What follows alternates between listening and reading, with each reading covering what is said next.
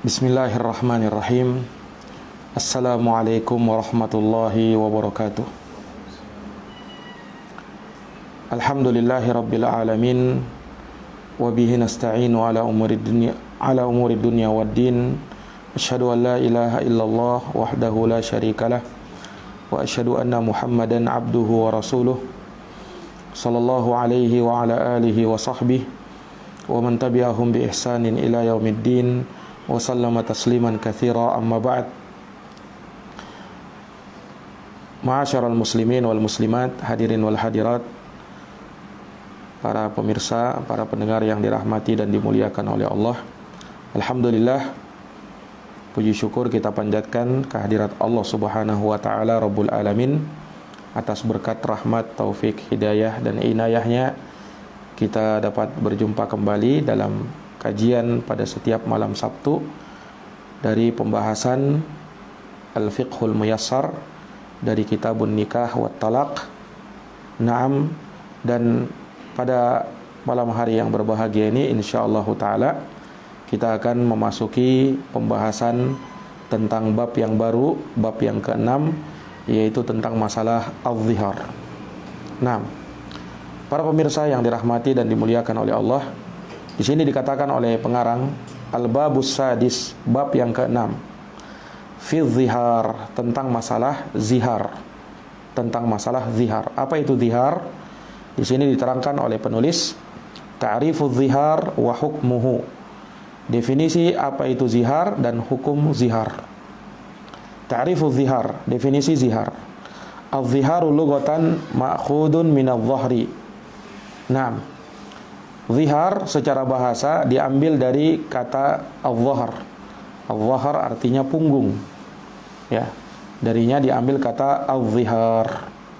Wa syar'an, adapun menurut istilah syar'i, maka yang dimaksud dengan zihar adalah ayushbihar rajulu zaujatah.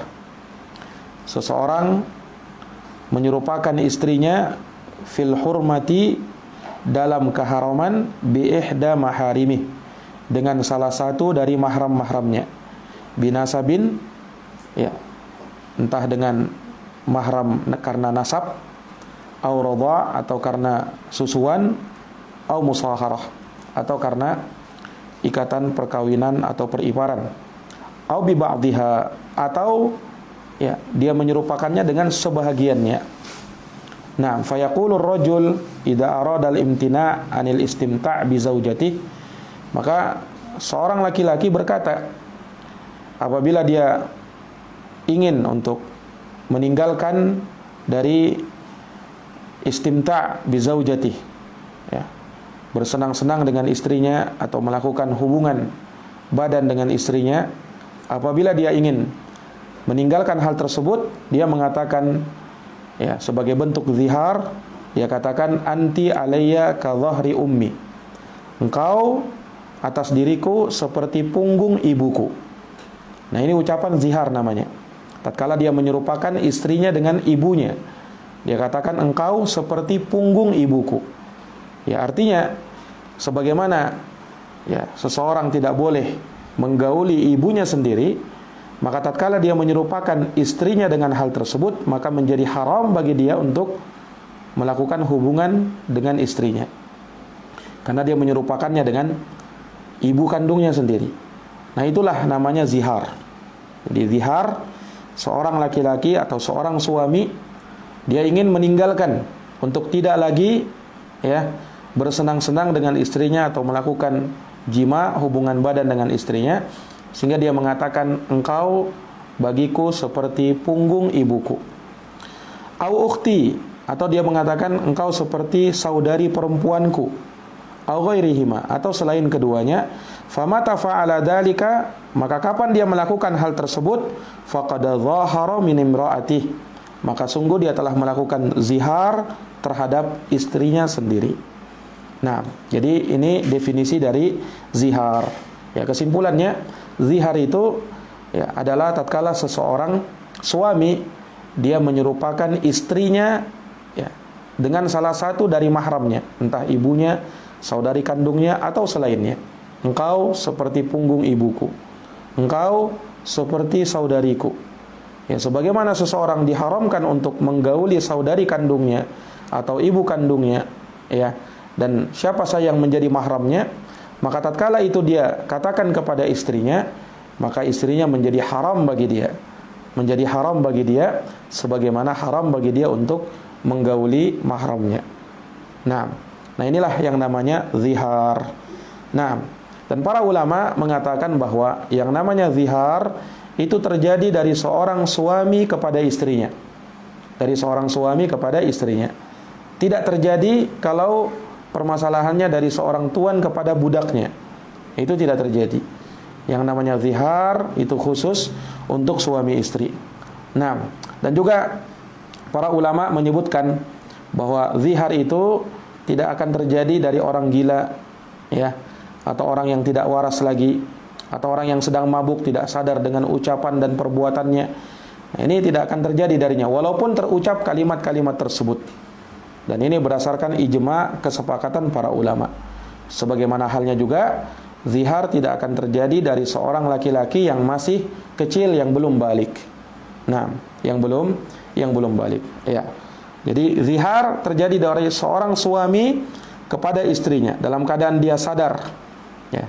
Tidak dalam keadaan gila, tidak dalam keadaan sedang tidak sadar. Dia sadar, dia ucapkan hal tersebut dan dia sudah balik. Nah, maka pada saat itu terjadilah yang namanya zihar. Ya. Sekarang hukmuhu, apa hukum zihar? Diterangkan di sini, az-ziharu haramun. Zihar itu hukumnya haram. Ya. Zihar itu hukumnya haram. Namun, ya, ketika sudah diucapkan, maka ya sah ucapan zihar tersebut secara hukum wad'i. Jadi ada hukum taklifi, ada hukum wad'i dalam pembahasan ilmu usulul fiqh. Ya, kalau secara hukum taklifi, ya maka zihar itu hukumnya haram. Hukumnya haram. Adapun secara hukum wad'i, ya, maka tatkala diucapkan, maka hukumnya sah. Dan ada konsekuensi yang harus dijalankan. Nah, kenapa zihar itu hukumnya haram secara ahkam taklifiyah? Ya, liqaulihi ta'ala, hal ini berdasarkan firman Allah Ta'ala di surat Mujadalah ayat yang kedua. Kata Allah Subhanahu wa taala, alladzina yudhahiruna minkum min nisaikum. Alladzina yudhahiruna minkum min nisaihim. Orang-orang yang mereka menzihar, ya, istri-istri mereka.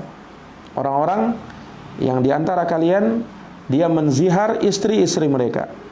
Disebutkan tentang masalah zihar ila qaulihi ta'ala, sampai pada firman Allah Ta'ala, wa innahum layaquluna munkaran minal qauli wa zura. Nah, dan sesungguhnya mereka benar-benar mengatakan suatu kemungkaran dari ucapan mereka, wa zura, dan itu suatu kedustaan. Jadi Allah mensifatkan ucapan zihar sebagai ucapan yang mungkar dan itu sebagai ucapan yang dusta. Ini kita bisa baca dalam surat Al-Mujadalah ayat yang kedua. Wa kana zihar talaqan fil jahiliyah. Jadi ya kita bisa simpulkan bahwa zihar itu hukumnya adalah haram secara ahkam taklifiyah. Adapun secara hukum wad'iyah, maka zihar sah terjadi manakala sudah diucapkan dan ada konsekuensi yang perlu dijalankan. Baik. Kemudian beliau menegaskan bahwa zihar itu hukumnya talak di masa jahiliyah. Nah, ingat, zihar itu dikatakan zihar itu hukumnya talak, tapi itu di masa jahiliyah. Di masa jahiliyah. Falamma ja'al Islam, tatkala Islam datang, angkarahu, maka Islam mengingkari hal tersebut. Wa atabarahu yaminan mukaffaratan. Dan syariat ini, Islam menganggap zihar hanya seperti sumpah yang perlu ditebus, ya, perlu dibayar kafarahnya apabila ingin membatalkannya. Rahmatan minallahi subhanahu wa taisiran ala ibadih. Itu sebagai rahmat dari Allah Subhanahu wa taala dan untuk memudahkan hamba-hambanya. Ya. Maka dahulu orang-orang jahiliyah menganggap zihar sebagai talak. Nah, tatkala Islam datang, maka hukum tersebut diingkari. Zihar bukan talak. Zihar tidak sama dengan talak. Nah, zihar hanya seperti ucapan sumpah yang kalau diucapkan dan ingin dibatalkan, maka dia perlu membayar kafarah, tebusan dari sumpahnya tersebut.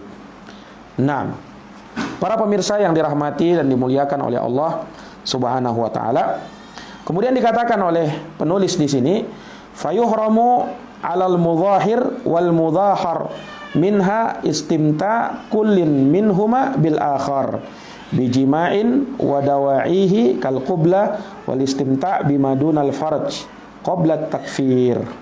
Ya. Maka diharamkan bagi suami yang menzihar istrinya dan bagi seorang istri yang telah dizihar oleh suaminya untuk bersenang-senang, ya, masing-masing dari mereka terhadap yang lain, entah dengan jima atau dengan muqaddimah, pendahuluan hubungan suami istri.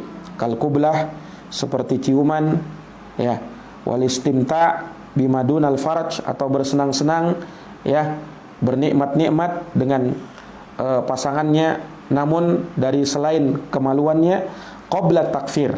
Hal itu diharamkan sebelum dia membayar kafarah. Nanti kalau dia sudah bayar kafarah, menggugurkan sumpah ziharnya tersebut, baru diperbolehkan setelahnya untuk melakukan hubungan suami istri. Jadi kalau zihar sudah diucapkan, ya, maka diharamkan bagi seorang suami, demikian pula bagi seorang istri, untuk melakukan hubungan, ya, hubungan dari hubungan badan, ya, entah itu hubungan suami istri, jima, atau pendahulunya. Haram semua itu, tidak boleh sampai sang suami, ya, membayar kafarah dari ucapan ziharnya tersebut, ya, bayar kafarah, bayar tebusan, ya, supaya istrinya menjadi halal lagi bagi dirinya, dan ingat, zihar ini tidak jatuh talak, ya. Ketika seorang istri dizihar, tidak terhitung talak, hanya konsekuensinya haram istrinya untuk dia gauli atau bahkan melakukan muqaddimah, pendahuluan jima, sampai dia membayar kafarah. Liqaulihi ta'ala, hal ini berdasarkan firman Allah Ta'ala, walladzina yudhahiruna min nisaihim thumma ya'uduna lima qalu fatahriru raqabatin min qabli ayyatamassa. Dalam surat Al-Mujadalah ayat yang ketiga. Dan orang-orang yang menzihar, ya, istri-istri mereka, kemudian mereka menarik lagi apa yang mereka ucapkan, ya, jadi setelah dia zihar, dia tarik lagi ucapannya, ya, maka apa yang harus dia lakukan? Dia harus membayar kafarah. Apa kafarahnya? Fatahriru raqabatin, maka dia harus memerdekakan budak sebagai tebusan dari apa yang telah dia lakukan, apa yang telah dia ucapkan dari zihar. Membebaskan budak min qabli ayyatamassa, sebelum dia melakukan hubungan badan, yaitu jima dengan istrinya. Nah, ini dalam surat Al-Mujadalah ayat yang ketiga. Wa qala an-nabiy sallallahu alaihi wasallam lil mudhahir. Dan Nabi SAW juga bersabda terhadap seorang suami yang menzihar istrinya. Kata Nabi apa? La tuqarribha. Jangan kau dekati istrimu. Hatta taf'alu ma amarakallahu bih. Sampai kamu melakukan apa yang Allah perintahkan terhadap dirimu. Jadi Nabi bersabda mengingatkan kepada seorang suami yang telah menzihar istrinya. Dia mengatakan kepada istrinya, kamu seperti punggung ibuku. Itu zihar. Nah, maka kata Nabi, jangan kau dekati istrimu sampai kamu melakukan apa yang diperintahkan oleh Allah. Maksudnya apa? Sampai kamu membayar kafarah, ya, sampai kamu membayar tebusannya. Nah, dan ini disebutkan oleh Nabi SAW dalam hadis riwayat Imam Tirmidzi, dan beliau menghasankannya, juga diriwayatkan oleh Imam Ibnu Majah, dan hadis ini dihasankan oleh Syekh Al-Albani rahimahullahu taala dalam kitabnya Irwaul Ghalil.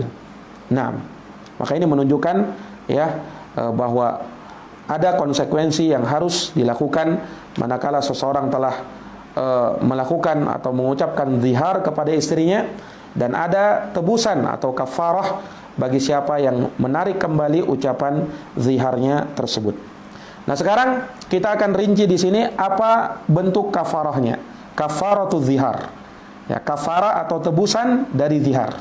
Tatkala seorang sudah terlanjur mengucapkan hal tersebut kepada istrinya dan dia ingin menarik ucapannya, dia perlu bayar kafarah. Sekarang kafarahnya apa? Ya, maka di sini dikatakan kafaratuz zihar murattabatun ala nahwil ati. Ya, kafarah atau tebusan dari zihar itu berurut, ya, seperti apa namanya yang telah disebutkan berikut ini. Yang pertama, itqu raqabatin mu'minah, membebaskan, ya, seorang budak yang beriman, membebaskan seorang budak wanita yang beriman. Ini yang pertama. Salimatan minal uyub, ya, salimatin minal uyub, dan selamat dari aib, tidak ada aibnya. Ya, ini kafarah yang pertama, membebaskan seorang budak wanita yang beriman, ya, dan selamat dari aib, tidak ada cacat-cacatnya. Jadi budak yang sehat walafiat, tidak ada cacat pada fisiknya. Nah, ini kafarah yang pertama.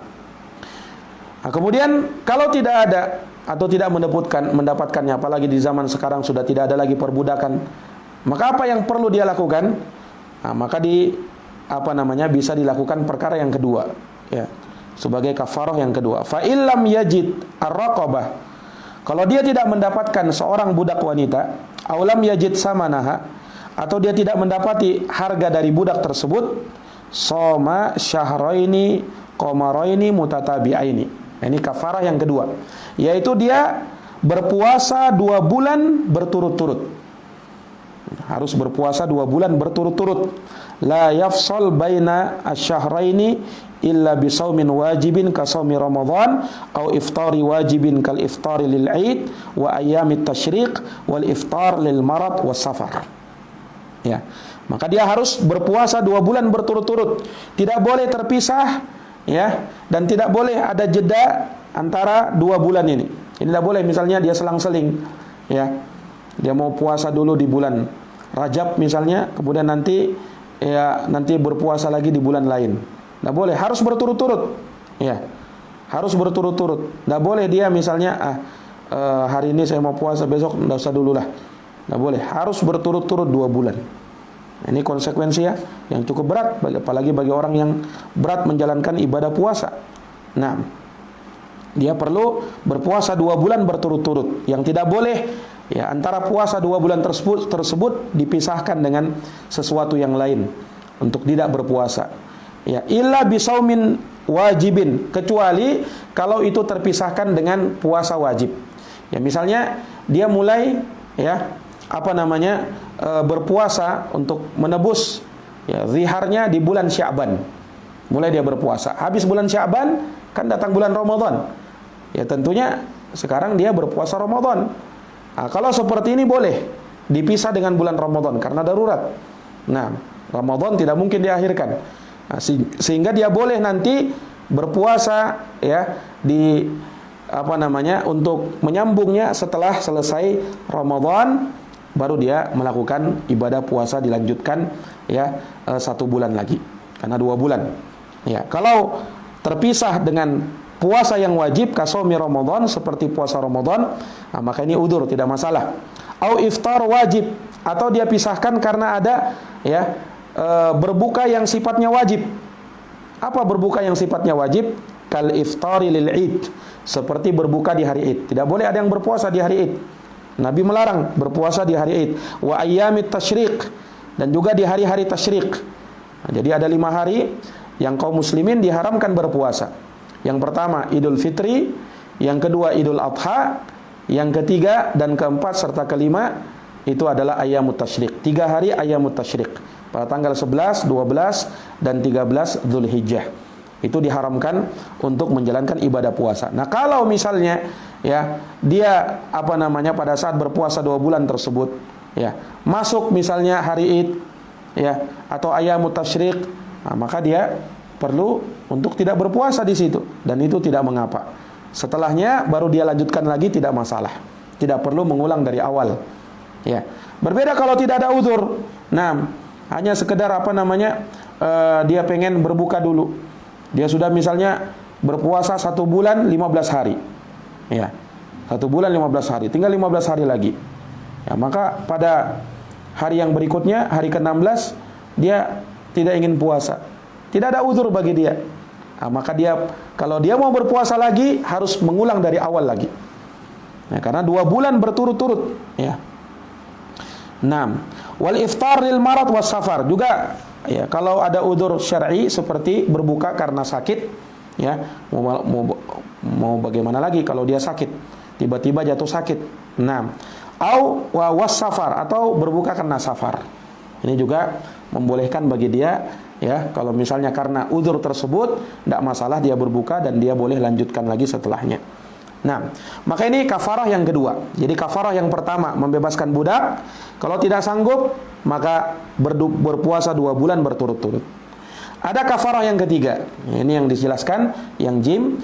Fa illam yastati as-shaum, kalau dia tidak mampu berpuasa 2 bulan berturut-turut, fayut'imu sittina miskinan, maka dia memberi makan 60 orang miskin. Nah, ini pilihan, ini apa namanya, urutan yang ketiga. Jadi sifatnya bukan pilihan ya, tapi berurut. Kalau dia masih mampu berpuasa, dia puasa dulu. Jangan dia pindah untuk memberi makan kepada fakir miskin, padahal dia masih mampu puasa. Nah, kalau dia tidak mampu puasa, baru yut'imu sittina miskinan, dia beri makan 60 orang miskin. Likulli miskinin muddun, ya, minal bur. Setiap miskin, setiap satu orang miskin, dia berikan 1 mud dari bur. Bur itu gandum halus, ya. Dia kasih 1 mud dari gandum halus. Aunis fusa, atau setengah sa' min ghairihi, dari selain, ya, gandum. Ya, misalnya beras, ya, mau dia kasih maka boleh dengan setengah sok. Setengah sok berarti 2 mud. 1 mud itu ya 2 telapak tangan gabungan orang biasa. Nah, 1 mud. Ini 1 mud. Berarti kalau 2 mud, 2 kali begini. Dia berikan beras kepada orang miskin, ya, 1 orangnya 2 kali begini. Ya. Ini kafarahnya. Nah, min quti al-balad, dari, ya, makanan pokok suatu negeri. Ya, kalau kita seperti kita beras, maka kita kasih beras. Nah, ya, tentunya ini mirip ya dengan kafarah bagi orang-orang yang melanggar, ya, kewajiban di puasa Ramadan, yaitu pada saat dia melakukan hubungan suami istri di siang hari Ramadan dalam keadaan berpuasa, ya, maka ini kafarahnya sama seperti itu juga, membebaskan budak. Kalau tidak mampu, berpuasa 2 bulan berturut-turut. Dan yang ketiga, kalau tidak mampu, baru memberi makan 60 orang miskin. Nah, mana dalil akan hal ini? Liqaulihi ta'ala, berdasarkan firman Allah Ta'ala, walladzina yudhahiruna min nisaihim, orang-orang atau suami-suami yang menzihar istrinya, kemudian dia thumma ya'uduna lima qalu, lalu dia tarik lagi ucapannya tersebut, fatahriru raqabatin min qabli ayyatamasa, maka dia perlu membebaskan budak sebelum dia melakukan jima, hubungan dengan istrinya. Al-Mujadalah ayat 3 dan 4. Ini tentang membebaskan budak. Nah, wali hadithi Salamah ibni Sakhar al-Bayadhi, dan juga berdasarkan hadis Salamah bin Sakhar al-Bayadhi, lamma ja'ala imra'atah alaihi ka dhahri ummih, ya, tatkala dia menjadikan istrinya, ya, atas dirinya seperti punggung ibunya. Maksudnya dia menzihar istrinya. Amarahun Nabi SAW bi'idqi raqabah, maka Nabi perintahkan dia untuk membebaskan budak, ya, sebagai bentuk kafarah, bayar kafarah.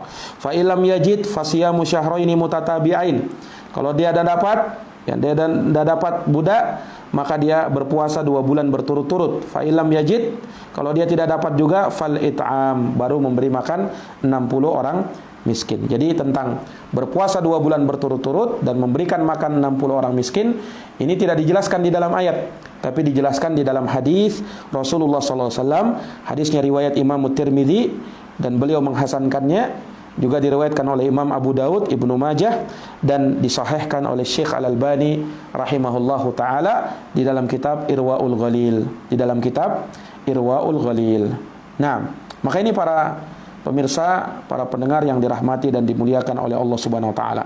Kemudian terakhir Syekh mengatakan, fa in jama'al mudhahir, apabila seorang suami yang menzihar istrinya, melakukan hubungan suami istri, qabla ayyukaffir, sebelum dia membayar kafarah, kana athiman asiyan, maka dia berdosa dan melakukan maksiat. Ya. Nah, ini karena harus bayar kafarah dulu, ya, baru dia lakukan hubungan. Kalau belum, maka haram dan dia dihitung sebagai seorang yang berdosa dan melakukan maksiat. Ya. Sampai kapan? Sampai dia membayar kafarahnya. Wala talzamuhu illa kafarah wahidah. Tapi tidak ada kewajiban yang lain bagi dia kecuali membayar satu kali kafarah. Wa tabaqal kafaratu mu'allaqatan atau mu'allaqatun fi dhimmatihi. Dan kafarah itu tetap terikat dalam tanggungannya hatta yukaffir, sampai dia membayarkannya. Wa tahrimu zaujatihi, dan pengharaman terhadap istrinya alaihi baqin aidan, tetap berlaku, haram bagi dia istrinya hatta yukaffira, sampai dia membayar kafarah. Ini para pemirsa yang dirahmati dan dimuliakan oleh Allah, ringkas terkait dengan hukum zihar, di mana sebagai kesimpulannya zihar adalah ucapan seorang suami kepada istrinya, ya, manakala ia mengatakan engkau seperti punggung ibuku atau saudari kandung perempuanku, atau semisalnya, dia serupakan istrinya dengan salah satu dari mahramnya. Maka ketika hal tersebut diucapkan, maka jatuh hukum zihar. Secara hukum taklifi haram hukumnya, tapi secara hukum wad'i maka terjatuh dan sah. Ada konsekuensi yang harus dilakukan. Ada konsekuensi yang harus dilakukan. Ketika zihar terjadi, haram bagi dia untuk melakukan hubungan apapun terhadap istrinya. Nah, hubungan maksudnya yaitu hubungan jima atau pendahuluannya. Tidak boleh sampai dia membayar kafarah. Apa kafarahnya? 3. Yang pertama, membebaskan budak. Yang kedua, berpuasa 2 bulan berturut-turut. Dan yang ketiga, memberi makan 60 orang miskin. Ya, ini secara berurut. Kalau tidak mampu membebaskan budak, baru berpuasa 2 bulan berturut-turut. Kalau tidak mampu berpuasa 2 bulan berturut-turut, baru setelahnya boleh untuk memberi makan 60 orang miskin. Para pemirsa yang dirahmati dan dimuliakan oleh Allah Subhanahu wa taala, demikian mungkin secara ringkas pembahasan kita terkait dengan masalah hukum zihar. Insyaallah taala di pertemuan yang akan datang kita akan lanjut pada pembahasan tentang hukum li'an, ya, tentang permasalahan hukum li'an. Wallahu taala alam. Semoga bermanfaat bagi para pemirsa dan para pendengar yang dirahmati oleh Allah Subhanahu wa taala, dan semoga menambah ilmu kita, ya. Dan semoga Allah Subhanahu wa taala menjadikan kita orang-orang yang senantiasa bertakwa dan istiqamah di atas ketakwaan tersebut. Wallahu taala alam. Kita tutup dengan doa kafaratul majlis. Subhanakallahumma bihamdik, asyhadu an la ilaha illa anta, astaghfiruka wa atubu ilaik. Walhamdulillahirabbil alamin. Wassalamu alaikum warahmatullahi wabarakatuh.